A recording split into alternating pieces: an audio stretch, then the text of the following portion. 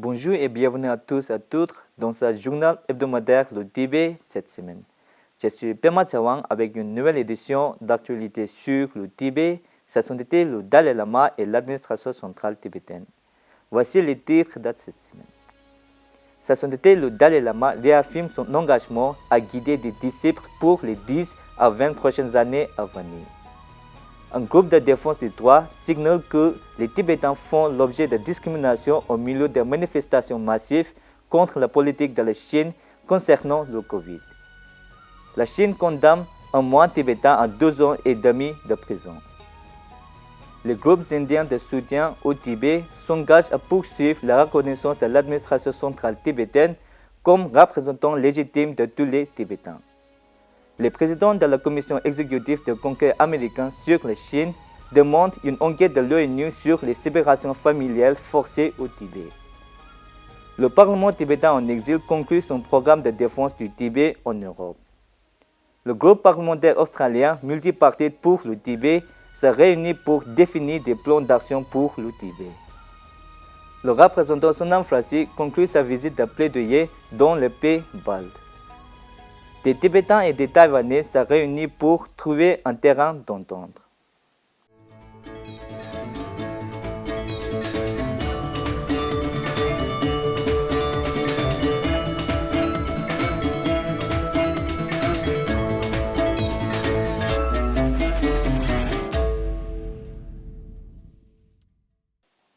Le 30 novembre 2022, le monastère de Jebung Goma et l'Aden Chodre Molam Chemo Trust ont offert à Sa Sainteté le Dalai Lama une cérémonie de longue vie. Sa Sainteté a demandé à ses fidèles de poursuivre leur tradition de préservation des enseignements du Bouddha par l'étude et la pratique et les a assurés qu'il les guiderait pour les 10 à 20 prochaines années à venir. Le temple a accueilli ce jour-là un rassemblement d'environ 4500 fidèles. À l'heure où nous parviennent des informations sur les protestations massives de la population contre la politique gouvernementale de zéro Covid qui prennent à partir les dirigeants du Parti communiste chinois, le Centre tibétain pour les droits de l'homme et la démocratie a rapporté des traitements discriminatoires et des détentions arbitraires de Tibétains au Tibet au cours des 3 derniers mois. À la suite de la manifestation organisée par des travailleurs tibétains et chinois le 26 octobre dernier, contre le verrouillage prolongé de la pandémie dans le quartier de Chagrong à Lhasa, la capitale du Tibet, 200 manifestants auraient été arrêtés et détenus dans un bâtiment appartenant à l'autorité gouvernementale chargée du développement du logement. Parmi les personnes détenues se trouvaient 47 Tibétains, pour la plupart des travailleurs venus d'autres régions du Tibet.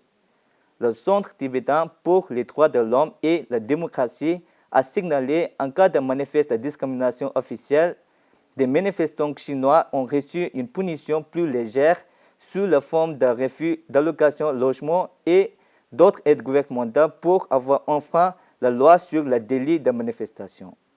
En revanche, les manifestants tibétains ont été détenus pendant 14 jours dans des cellules d'une seule pièce sans pouvoir entrer en contact avec leur co-détenus, numis une seule fois par jour et soumis à des interrogatoires musclés. Appelons à la libération immédiate et inconditionnelle de tous les Tibétains injustement détenus pour avoir critiqué la politique ratée du gouvernement chinois du zéro Covid.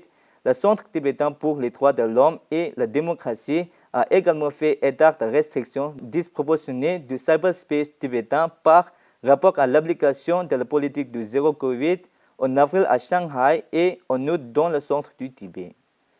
Lobsang Chömbe, un moine tibétain du monastère de Krité à Ngapa, a été condamné à 2 ans et 6 mois de prison par les autorités chinoises en octobre 2022. Selon la source, les autorités chinoises l'ont arrêté au cours de l'été 2022 et l'ont maintenu en détention jusqu'à sa condamnation en octobre dernier. Actuellement, son état de santé est inconnu. En 2011, Lobsang Chömbe avait été arrêté pour avoir résisté et protesté contre la campagne d'éducation patriotique ou éducation juridique que l'autorité chinoise avait imposée aux moines en même temps qu'une interdiction indéfinie des activités religieuses quotidiennes du monastère. Dans le cadre de la session d'éducation patriotique, les Tibétains sont contraints de dénoncer sa sainteté le Dalai Lama. Lobsa Chumbe est originaire de Chaco Chuklagyap Ngaba, dans la province traditionnelle d'Amdo. Son jeune frère Lobsan, moine au monastère de Kriti, aurait également été emprisonné par la police chinoise. La 7e conférence indienne du groupe de soutien au Tibet a adopté des déclarations visant à poursuivre la reconnaissance par l'Inde de l'administration centrale tibétaine en tant que représentant légitime des Tibétains du monde entier, tout en affirmant leur soutien total à l'approche de la voie du milieu promue par l'administration centrale tibétaine pour résoudre le conflit sino-tibétain. Organisé par le Core Group for Tibetan Cause India et félicité par le Bureau de coordination indo-tibétain, la conférence s'est tenue à New Delhi du 28 au 29 novembre 2022. Les délégués ont également demandé de dénoncer l'intervention de la Chine dans la réincarnation des Tulku tibétains et appelé un soutien politique renforcé pour défendre l'identité du peuple tibétain. Sejong Pemba Tsering de l'administration centrale tibétaine et le président du Parlement tibétain en exil, Khenpo Sonam Tembe, ont assisté respectivement à la séance inaugurale et à la clôture de la conférence. Ils ont souligné la nécessité de travailler ensemble sur le plan stratégique pour contenir la puissance et l'agressivité croissante de la Chine. La conférence a vu la participation de l'auteur renommé Dr. Nirja Mahadev, Dr. K.C. Agnihotri, de l'ancien vice-chancelier de l'Université centrale d'Himachal Pradesh, Karma Choyang, secrétaire du département de l'information et des relations internationales de l'administration centrale tibétaine, Dr. Anand Kumar, président national de l'India-Tibet Friendship Society, Shri Sujit Kumar, membre du Parlement et président du Forum parlementaire indien pour le Tibet, Shri Indresh Kumar, président de Bharat Tibet Sahayog Manch et Shri Rinchen Khantu Kirme, président national du Core Group for Tibet Cause End.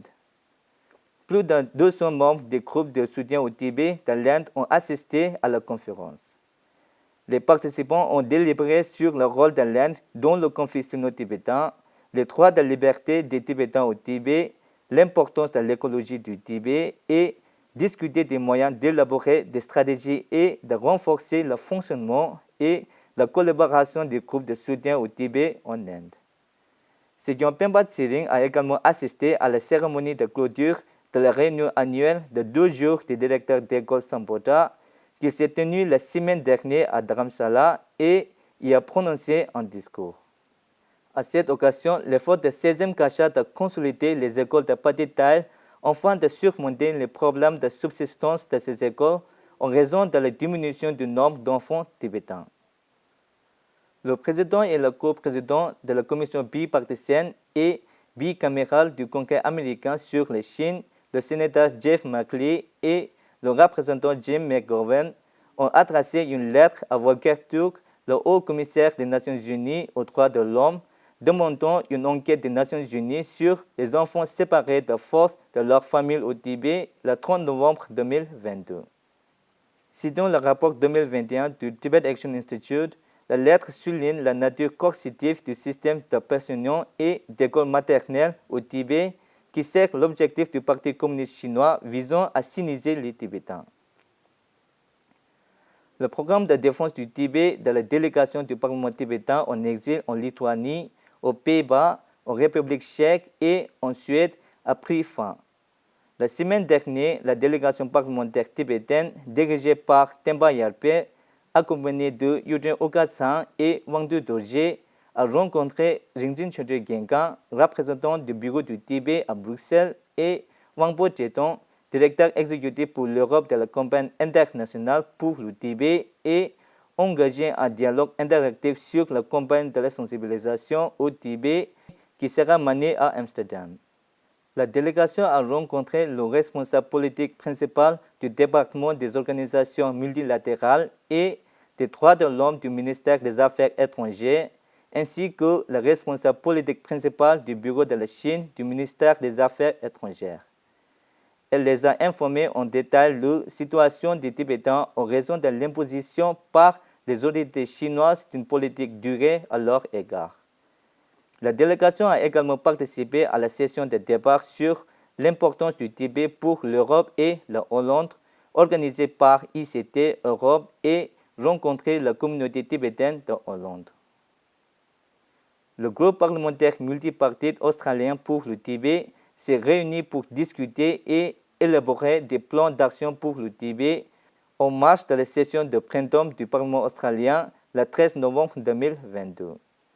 Le co-président du groupe parlementaire multipartite australien pour le Tibet, Varun Antesh, a présidé la réunion accompagné de la co-présidente du groupe Susan Templeman, Janet Rice, Stephen Betts et Jed Kenny. Un large éventail de questions a été abordé lors de la réunion, notamment la proposition de visite de la délégation parlementaire australienne à Dharamsala. Le représentant Karma Singhe, le membre du Parlement tibétain, Tinji Punjo Doring, Jed Bedford, la directrice du Conseil australien du Tibet, Kesan Tsering, le président de l'Association de la Fédération nationale des communautés tibétaines d'Australie, et Thawang Gyebo, le secrétaire du bureau du Tibet à Canberra, ont participé à la réunion. Après les événements de plaidoyer en Lituanie avec la délégation parlementaire tibétaine composée de Temba Yarpe, Yudhe Ugatsang et Wangdu Dorje, le représentant Sonam Frasi a poursuivi son plaidoyer pour le Tibet dans les deux autres pays baltes de la région la semaine dernière.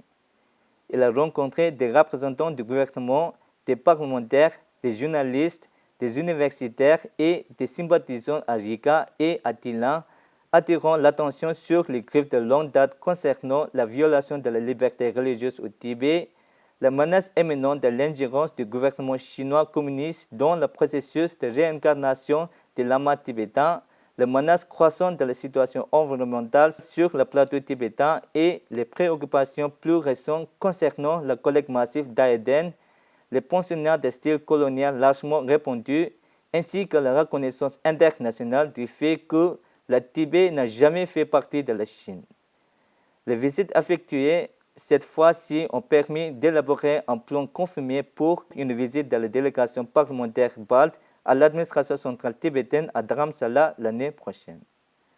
En Lituanie, le représentant Sonam Frasi a informé les fonctionnaires du ministère des Affaires étrangères et les parlementaires lettons de la situation actuelle au Tibet et discuté du soutien parlementaire au Tibet, notamment de la visite délégation parlementaire balte à Dharamsala l'année prochaine. Le représentant a également rencontré le ministre des Affaires étrangères du gouvernement estonien, Urmansur Rinsalu, le vice-président de la Commission de la Défense nationale, des membres du Parlement, des journalistes et des partisans du Tibet. Dimanche dernier, des Tibétains et des Taïwanais se sont réunis à Taipei pour une conférence intitulée « Trouver un terrain d'entente » qui s'est concentrée sur la façon dont les démocraties de Taïwan et de la communauté tibétaine en exil pourraient influencer la Chine à l'avenir. L'écrivain Liu Yuan, accompagné du représentant Kesan Gyaltsen Bawa du bureau du Tibet à Taïwan, du président des associations tibétaines, Tashi Tsering, et du professeur Tim Chen-yon, a présenté l'objectif de la conférence et prononcé le discours inaugural. Le professeur Xie Ming, le professeur Ming Chung-cheng, le chercheur Yu Peng Ming-fro et l'ancien membre de l'Assemblée législative de Hong Kong, Shou Fetil, ont parlé de la sensibilisation à la démocratie, des récents résultats des élections régionales à Taïwan et de leur influence possible sur les relations entre la Chine et Taïwan, ainsi que des développements politiques à Hong Kong. C'est tout pour cette semaine. Merci d'avoir suivi Tibet TV. À la semaine prochaine.